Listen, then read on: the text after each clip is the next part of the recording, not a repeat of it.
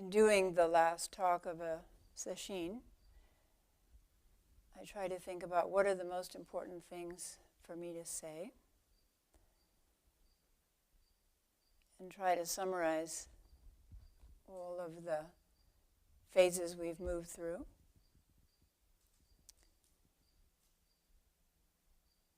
First, we become what we practice. We become what we practice. If we practice a negative state of mind, whether we name the voices and we call them the inner critic, and the outer judge, and the inner complainer, Cinderella mind, everybody else gets to have fun and I have to stay home and sit in the ashes in the fireplace. The inner patriarch, this is how a good woman should behave. The inner patriarch is a voice not inside men, but inside women. This is how good women should behave. The inner matriarch, this is how a good man should behave. The inner whiner, the inner resistor, or whether we lump all those voices together and just call them the I, me, mine preoccupation. If we practice a negative state of mind, we will become negative, and we will suffer, and we will infect others around us with that suffering. If we practice positive states of mind, we will become positive in heart and mind, and we will infect others around us with ease and happiness. There's an odd belief in our current society that if I feel unhappy, well, that's real. And so I should just feel unhappy, and too bad for other people around me. And to try to change my state of mind is fake. Therefore, I will not do it. In Est, they used to call that getting in a position, on a position, holding a position. And they used to yell at people when they were on a position, like, I'm unhappy and I'm going to stay unhappy because that's the truth. They would say, get off it. Get off it, like you're on a soapbox called, I am unhappy. And the Buddha, 2,560 years ago, said, get off it. He said, it's possible to get off it, so get off it. Why cling to your suffering? Suffering is caused by clinging, and then we suffer, and then we cling to our suffering, because it's real. But it isn't real, and we know that. We know that if we were unhappy, and then somebody called us up and said, you just won the lottery. Somebody entered your name without you even knowing it, and we're sending you $1 million. Would we go, oh, I'm unhappy and I'm not going to be happy about that?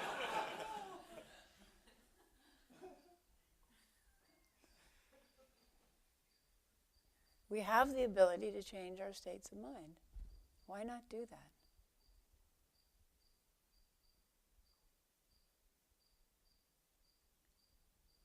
So the first point is we become what we practice, and we have to keep checking, what am I practicing?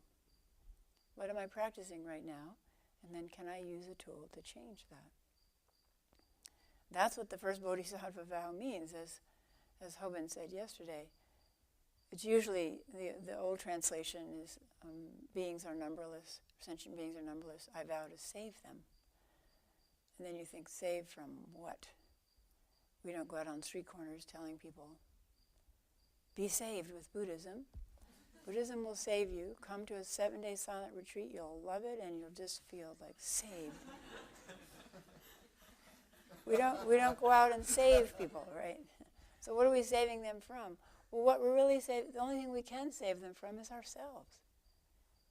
Is the net of delusion, of unhappiness, of negativity, of reactivity, of comparison, of separation that we create. That we create. So if we practice that separation through whatever means, we create more separation and more unhappiness. We become what we practice. Number 2, the mind does not tell us the truth. The mind thinks that its job is to think, and that the more it thinks, the better things will get. If it thinks a little bit more, then things will get better. And if it thinks even more, then there will be a complete solution, will just arise out of nowhere, and all of our suffering will end. The mind thinks that more thinking will make us happier. And that is not the truth. I mean, there are certain problems, of course, where more thinking will make us ease some of our difficulties in life. But when you really ask your mind the question constantly, do I really need to think about this now? Again? You'd be surprised how little thinking is necessary. Here's Hafiz. What do sad people have in common? It seems they have all built a shrine to the past and often go there and do a strange wail and worship. What is the beginning of happiness? It is to stop being so religious like that. What do sad people have in common? It seems they have all built a shrine to the past and often go there and do a strange wail and worship. What is the beginning of happiness? It is to stop being so religious like that.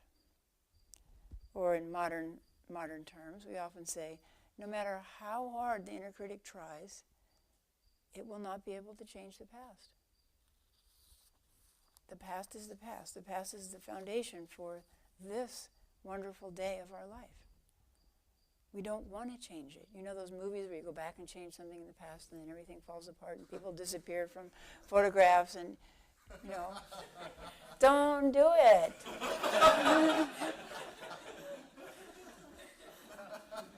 Tell the inner critic, stop. I don't want to change the past. I'm here, I'm practicing. I'm sitting in the woods. I have good companions. This is fantastic.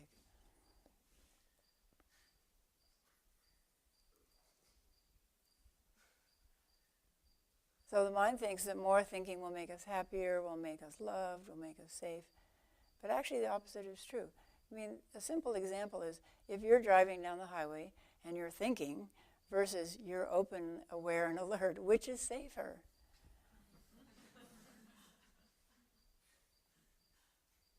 The more we are able to maintain a spacious mind of alert awareness, the more interesting life becomes. And the happier we become. In fact, we can be happy even when we're not happy. So it's a very peculiar thing. As you go on in practice, you can have something happen that makes you very sad. Like someone you love die. And you are sad, but you're also happy. In that I don't mean laughing happy, but I mean in that fundamental way of, oh, I am living life. I am a human being. I am a human being who loves another human being. And I can feel that love. That love is palpable as grief. It's a bittersweet, wonderful feeling when our mind is changed. Being unhappy can become interesting. Something to look at, something to investigate it. So although the mind says more thinking will make you happier, in fact more awareness will make us happier and more at ease. Dogen Zenji says, continuous practice is not necessarily something people in the world love, but it should be the true place of return for everyone. Because of the continuous practice of all Buddhas of past, present, and future, all Buddhas of past, present, and future are actualized. Where are Buddhas actualized? Where are they actualized? They're actualized right here. This is the place where Buddhas are actualized. How are they actualized? Through our continuous practice. Through our continuous practice.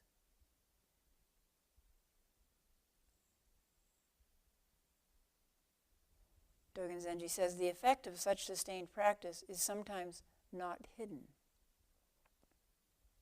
Therefore, you aspire to practice. Not hidden means we can tell that the practice is making a difference, and that inspires us to practice more. The effect of sustained practice is sometimes not hidden. Therefore, you aspire to practice. So everyone is feeling a lightening of the burden of self. What a relief.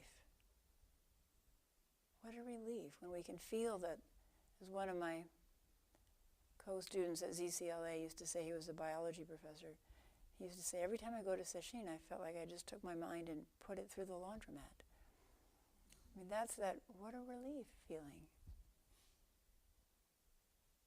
The effect of sustained practice not being hidden. Wooden man starts to sing. Stone woman gets up and dance. We become alive instead of frozen. Frozen in self-consciousness.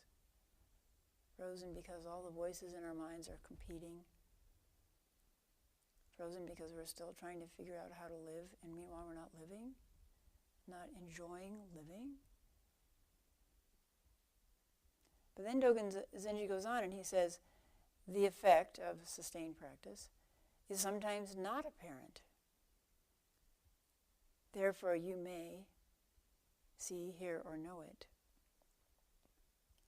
We want to know if we're making progress. But a lot of what we would call progress, transformation, is slow foundational change. And it's hidden from the conscious mind. It's below the level of the conscious mind. It's like removing a brick from a faulty foundation that we've built. We built it with the tools we had at the time when we were 3 years old, 5 years old, 7 years old, 13 years old. We built this foundation for ourselves as best we could, out of the material that we had and the tools that we had, which were not many.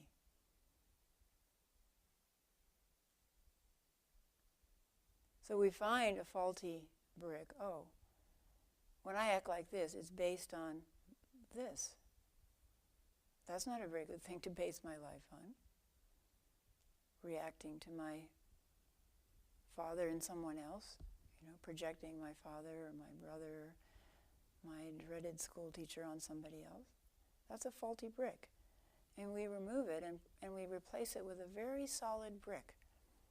A solid brick of emptiness, of don't-know mind. But that process of making foundational change, of detecting the faulty bricks, having the old conditioning come up, letting it go when it comes up, all this stuff bubbles up during session, letting it go, not reacting to it, letting it go and replacing it with non-action, non-thinking, is frustratingly slow, but it is very thorough. It is very thorough.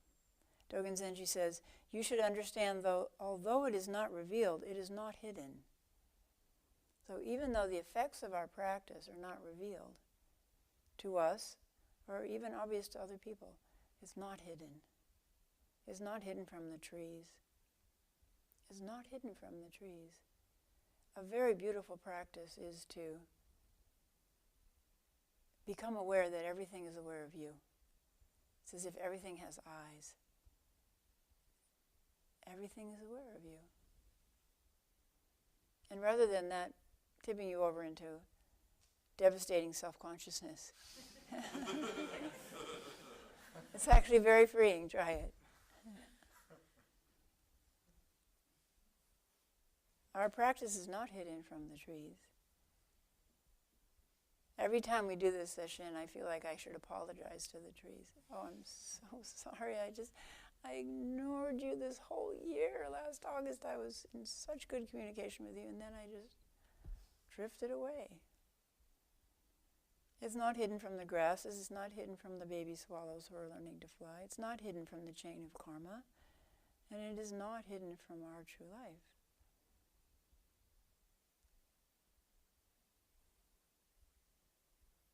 It is revealed in our life, breath by breath, action by action, whether we're aware of it or not.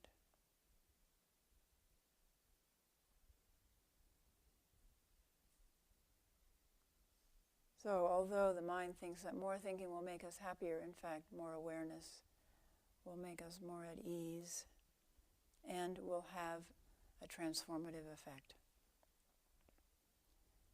Not doing, as Dogen Zenji said, not thinking will transform us. That is like very hard for the mind to grasp. Not doing, not thinking will transform us.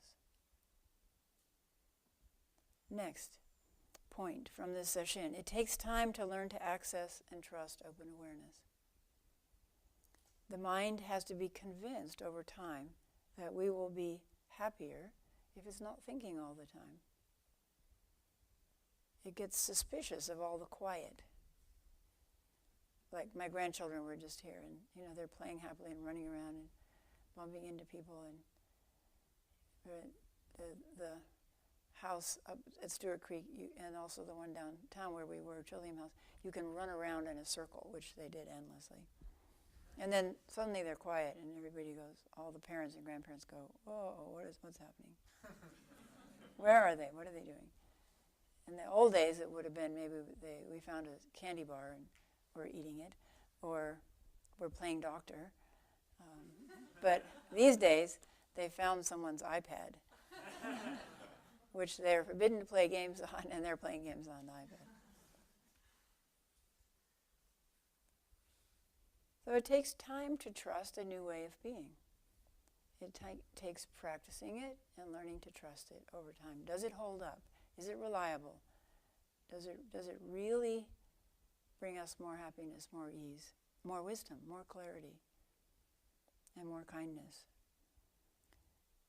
We have to learn to trust that open awareness, to trust that it will make us happier than constant thinking. We have to learn that it makes us more efficient. I always tell people, if you do a half an hour of Zazen a day, you'll get about an hour back in increased efficiency, but you have to learn that. That it'll make us safer, and it'll make us more connected to other people and to the rest of the world.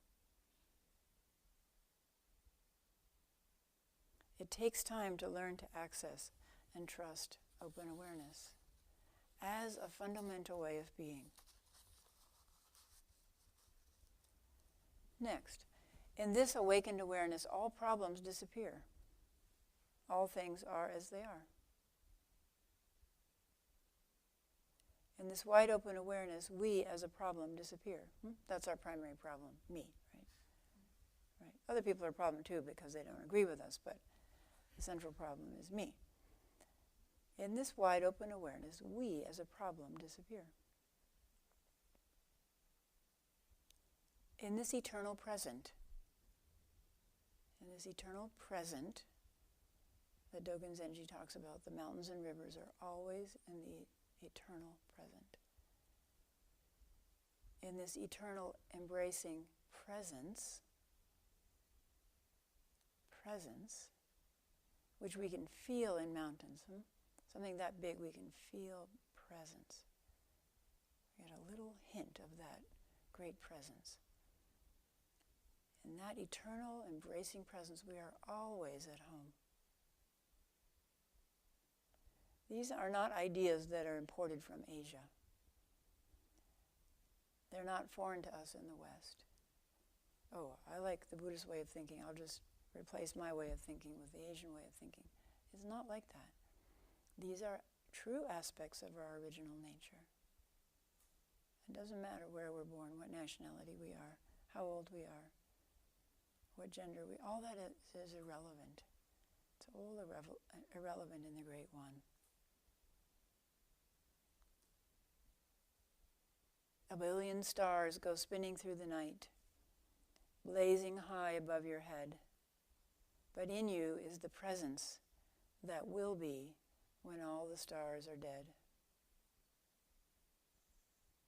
It's a poem by Rilke. A billion stars go spinning through the night, blazing high above your head. But in you is the presence that will be when all the stars are dead.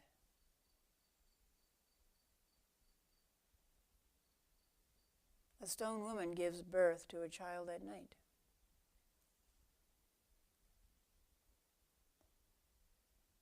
So in a line like that from Dogen Zenji, or from some of our chants, each word is a whole koan. What is a stone woman? And what is giving birth? And what is a child? Who is that child? And what is night at night? Dogen Zenji says it's called night. The moment of giving birth is called night. Maybe the birth part is obvious. Now that you've done a week of sesshin, you feel like you've been through labor, right? So that part might be obvious. A stone woman gives birth to a child at night. What does that mean? This awareness, this presence, isn't a characteristic just of human beings either. It's not the exclusive property either of some special human beings, like Jesus. Although it seems that he dwelt in it most of the time, in that presence most of the time, which he called my Father.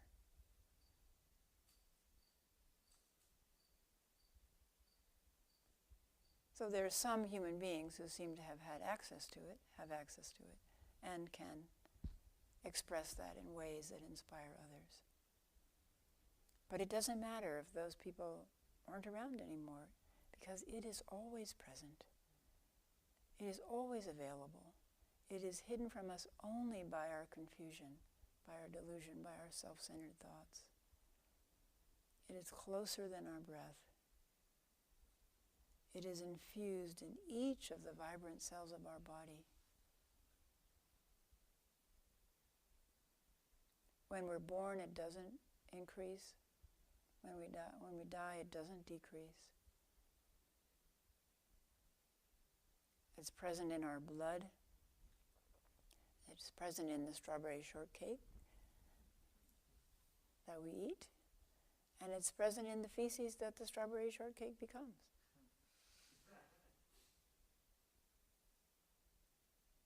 A monk asked Uman, "What is Buddha?" Uman answered, "A dried shit stick." Oh, no, not that. And what that refers to is, in the days before toilet paper, you had to wipe your bottom with something. And in some countries, they used a stick just to scrape their bottom. And they actually had, in Dogen Zenji's writings, you can read about it, they had a box of clean sticks in the latrine. And then a bucket of water, and then another bucket of water. Bucket of water for washing your bottom, and another bucket of water for washing your hands after that. A monk asked Uman, "What is Buddha?" Uman answered, "A dried shit stick." Well, that was a surprising answer even at that time. It would be like, somebody comes into Sanzen and they say to Chozen, "What is this Buddha nature?" And I say, "It's a piece of used toilet paper." Uman's comments, we must say that being so poor, Uman cannot appreciate plain food, or he is so busy that he cannot even scribble properly. He is disposed to support his school with dry dung. Look at how devastated the Buddhist teaching has been. And the poem, "Lightning flashes, sparks of striking flint. In a blink of your eyes, you have passed by and missed it."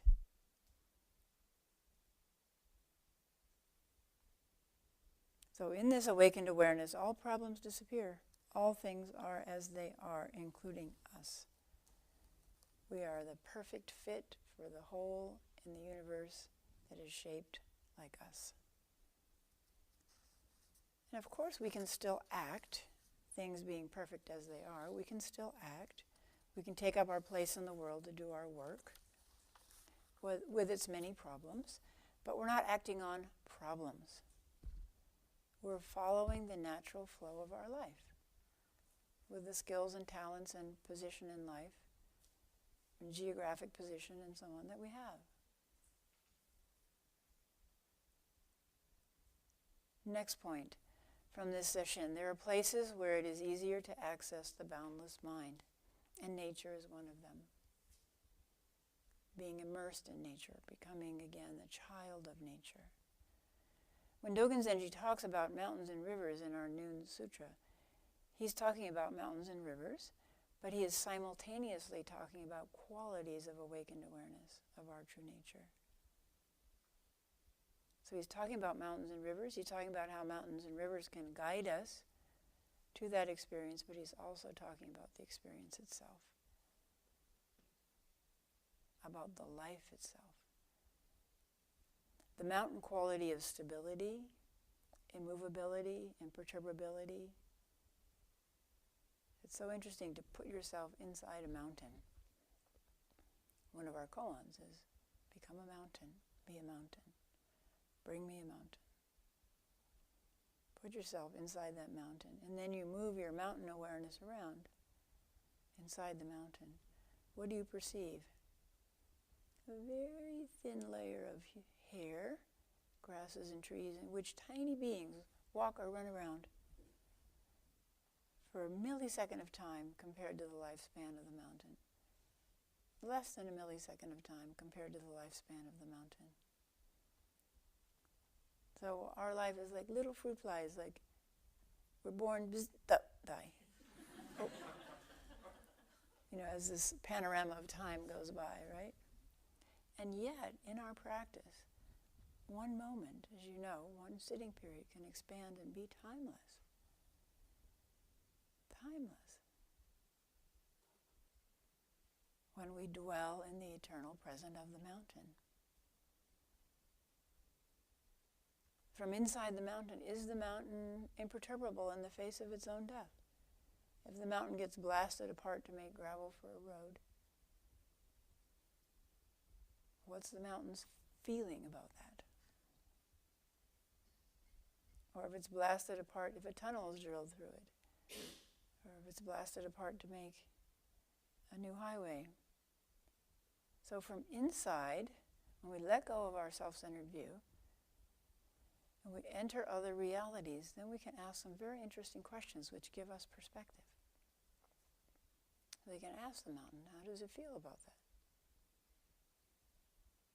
Maybe the mountain chuckles. Oh, oh, oh.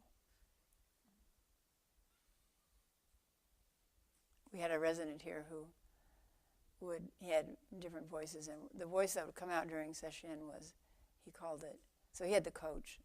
The coach would get him through a session. The coach would go, you can do it. Come on, one more time. Just back to that cushion. Just give it your all. But then at the end of session, he would be in what he called the big fat Hawaiian guy mind. Be, oh, oh, oh, oh, oh. Whatever happens, oh, oh, oh. So you ask the mountain. You ask the mountain.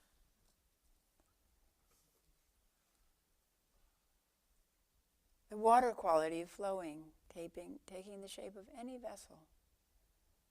Any vessel that's offered, it takes that shape. Able to clean up any accumulated dirt. Warm and gentle, cold and powerful, over time able to cause huge changes. To wear a hole in a boulder, one drop at a time. One drop at a time. Can we detect when our minds are becoming rigid, when our minds are not flowing? Our Zen training helps us to do that. Oop, my mind just became rigid. I just put on the brakes. And then you take the backward step. I think I'll write a little article about all the computer analogies. The computer is so great for Zen analogies. So it's like that undo button, that backwards arrow. Do the backward step. Take the backward step and let the mind flow freely into the situation fresh. Our mind is like a stream, flowing, flowing, flowing. And then we can detect when it suddenly gets caught in a little eddy. When it gets kind of caught over on the side and it starts swirling around with leaves and trash. All the trash gets caught over there. You know how that happens? All the garbage, all the plastic bags and stuff. And then we have the ability to free that little side channel and get our mind back into the flow of the main channel. So we can detect when that's happening through the tools of practice, through wide open awareness. Nature teaches us that flow. Nature teaches us that flow. Dogen Zenji says, flowers fall despite our attachment to them. Flowers fall despite our attachment. Flow. And weeds grow up despite our aversion. Flow.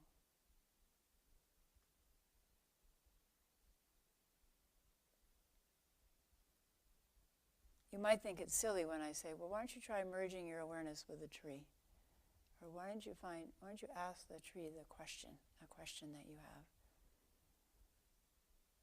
But if we simply stay receptive, it's a way of staying receptive. It's a way of stepping out of our human mind and becoming completely receptive.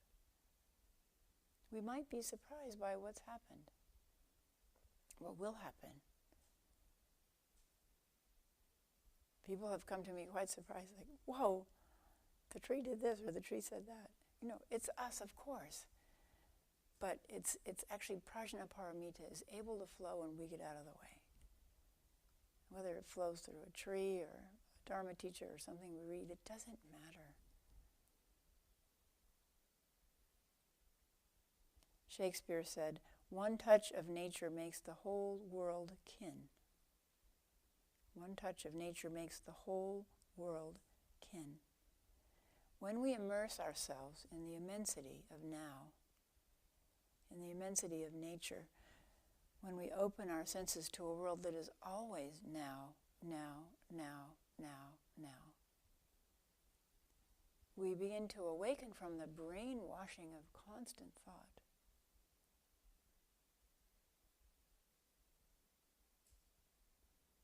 And we experience our life as part of all life, and the separation that causes our fundamental distress begins to fade.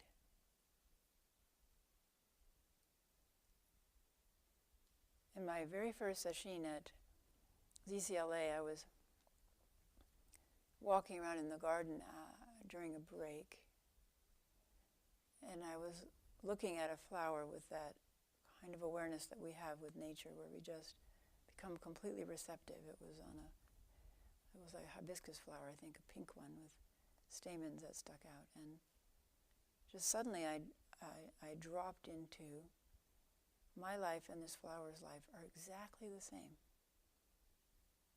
And my next Doksan, Sanzen with Maizumi Roshi, I rushed in to tell him that, and he did the verbal equivalent of there.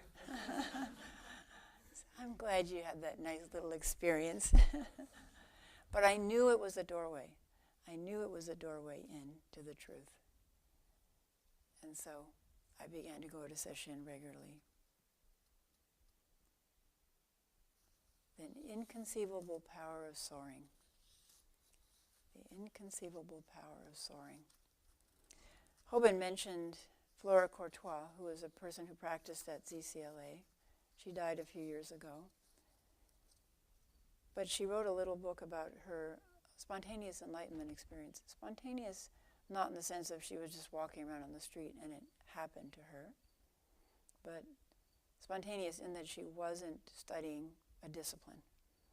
But she had this deep question of, this can't be all there is to life. This cannot be all there is to reality. I want to see deeper. And so when you have that desire to see deeper, you develop this power of trying to look underneath everything that's happening. And that's the way she was, trying to look underneath the surface and see what is really there. So it's a kind of samadhi. And she described several experiences that led up to this experience. This is her third experience. In April, Easter vacation arrived, and I went home to Detroit to spend a week with my parents. There, about 3 days later, alone in my room, sitting quietly on the edge of my bed and gazing at a small desk, not thinking of anything at all, in a moment too short to measure, the universe changed on its axis, and my search was over. So this is exactly how it happens. You've been concentrating and practicing, and she'd been practicing so earnestly. And then when we pull back, that's why it's important to rest and practice periodically, not just get in the way. Then when we pull back, then the door can open, the pivot can turn. In a moment too short to measure, the universe changed on its axis, and my search was over. The small pale green desk at which I'd been so thoughtlessly gazing had totally and radically changed. It appeared now with a clarity, a depth of three-dimensionality, a freshness I had never imagined possible. At the same time, in a way that is utterly indescribable, all my questions and doubts were gone as effortlessly as the shaft in a wind. I knew everything and all at once, not yet in the sense that I had ever known anything before. All things were the same in my little bedroom, yet totally changed. Still sitting in wonder on the edge of my narrow bed, one of the first things I realized was that the focus of my sight seemed to have changed. It had sharpened to an infinitely small point which moved ceaselessly in paths totally free of the old accustomed ones, as if flowing from a new source. What on earth had happened? So released from all tension, so ecstatically light did I feel, I seemed to float down the hall to the bathroom, to look at my face in the mottled mirror over the sink. The pupils of my eyes were dark, dilated, and brimming with mirth. With a wondrous relief, I began to laugh, as I'd never laughed before, from the soles of my feet upward. So she thought something was wrong with her eyes, so she went to look in the mirror, and she realized, oh, the person looking back at her was actually very happy. So it's a different way of seeing. It's a way of boring beneath the surface and seeing with this concentrated awareness.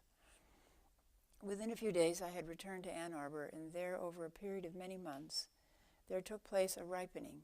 So this is very, very important, because we can have these experiences. Almost everyone has had the experience in sesshin of things becoming more vivid and three-dimensional, which they always are. It's not like, oh, sesshin made them three-dimensional. They were always that way. They were always bright and vivid. It's just that the clouds that cloud not only our mind but our vision are dispersed by our zazen. But you have an insight, you have an opening, and then you go on with life, and then you go back to your regular life of being irritated by people and so on. Then what's the point? So we have to take that little foot in the door and keep practicing, keep opening it up. Over a period of many months, there took place a ripening, a deepening, and an unfolding of this experience which filled me with wonder and gratitude at every moment. The foundations had fallen from my world. I had plunged into a numinous openness which had obliterated all fixed distinctions, including that of within and without. A presence with a capital P had absorbed the universe, including myself, and to this I surrendered in absolute confidence. Often, without any particular direction in mind, I found myself outside, running along the street in joyous abandon. Sometimes when alone, I simply danced as freely as I did as a child. The whole world seemed to have reversed itself, to have turned outside in. Activity flowed simply and effortlessly, and to my amazement, seemingly without thought. Effort flowed effortlessly without thought. Instead of following my old sequence of learning, thinking, planning, then acting, action had taken precedence, and whatever was learned was surprisingly incidental. Yet nothing ever seemed to go out of bounds. There was no alteration between self-control and letting go, but rather a perfect rightness and spontaneity to all this flowing activity. This is when the practice takes over. This new kind of knowing was so pure and unadorned, so delicate, that nothing in language of my past could express it. Neither sense nor feeling nor imagination contained it, yet all were contained in it. In some indefinable way, I knew with absolute certainty the changeless unity and harmony in changes of the universe and the inseparability of all seeming opposites. It was as if, before all this occurred, I had been a fixed point inside my head, looking out at a world out there, a separate and comparatively flat world. The periphery of awareness had now come to light, yet neither fixed periphery nor center existed as such. A paradoxical quality seemed to permeate all existence. Feeling myself centered as never before, at the same time I knew the whole universe to be centered at every point. Having plunged to the center of emptiness, having lost all purposefulness in the old sense, I had never felt so one-pointed, so clear and decisive. Freed from separateness, feeling at one with the universe, everything, including myself, had become at once unique and equal. If God was the word for this presence in which I was absorbed, then everything was either holy or nothing. No distinction was possible. All was meaningful, complete as it was, each bird, bud, midge, mole, atom, crystal, of total importance in itself. As in the notes of a great symphony, nothing was large or small, nothing of more or less importance to the whole. I now saw that wholeness. I now saw that wholeness and holiness are one.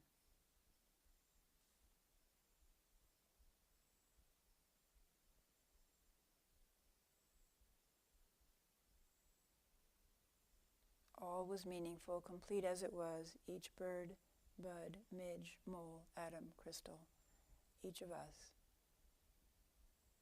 every being in the world, including you, of total importance in yourself.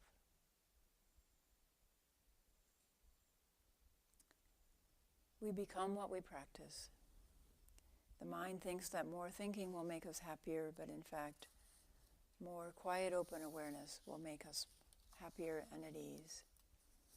It takes time to learn to access and trust open awareness. In this awakened awareness, all problems disappear. All things are as they are. Nature is a reliable place to forget the self and to rest in awareness, to become completely receptive, and to allow the 10,000 things to advance and bring us home.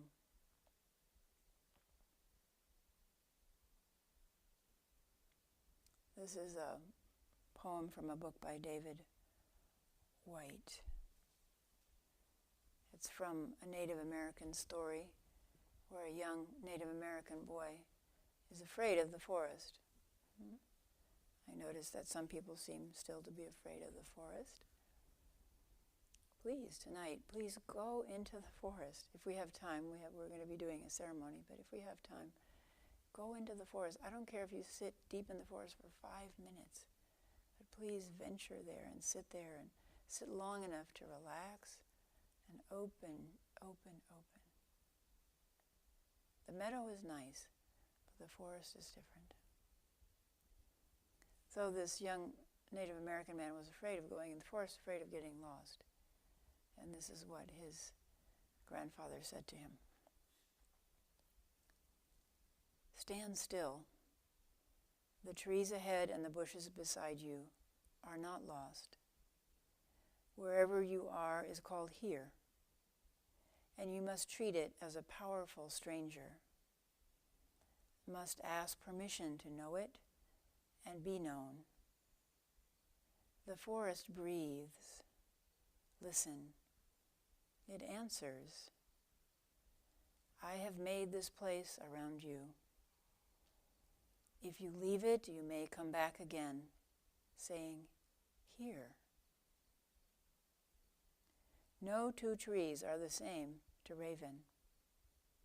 No two branches are the same to wren. If what a bush or a tree does is lost on you, you are surely lost. Stand still. The forest knows where you are. You must let it find you. Please let the forest find you.